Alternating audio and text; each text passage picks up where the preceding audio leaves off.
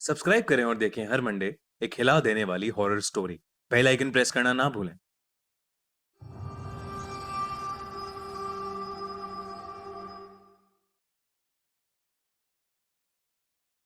ये कहानी अमेरिका में रह रहे स्टीव की है। बचपन में स्टीव को सर्कस जाकर जोकर के करतब देखना बेहद पसंद था। लेकिन जब वो 13-14 साल का था, तब उसके साथ एक ऐसा भयानक हादसा हुआ कि आज जब कभी भी वो किसी जोकर की तस्वीर भी देखता है, तो उसकी रूह कांप उठती है। एक बार की बात है जब स्टीव अपने दोस्तों के साथ हैलोवीन पार्टी करके अपने घर वापस जा रहा था। उसका घर पास ही था, इसलिए वो वॉक करते हुए अकेला ही अपने घर के लिए निकल पड़ा। स्टीव बस अपने घर पहुंचने ही वाला था कि उसे रास्ते में एक आदमी मिला जो जोकर का मास्क लगा के एक गली में खड़ा हुआ उसे ही घूर रहा था। उस जोकर ने स्टीव को हाथ के इशारे से अपने पास बुलाया।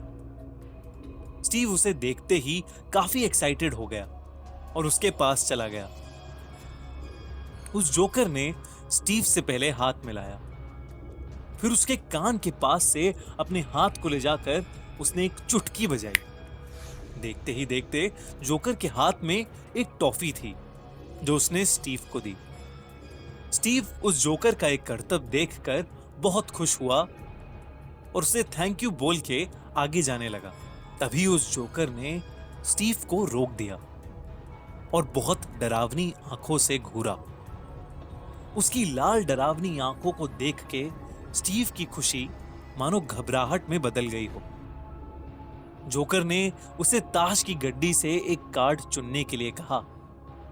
स्टीव ने घबराते हुए एक कार्ड लिया। वो कार्ड था ईंट का गुलाम। स्टीव ने उस कार्ड को देखने के बाद उसी गड्डी में वो कार्ड वापस डाल दिया और शफल करके उस जोकर को दे दिया।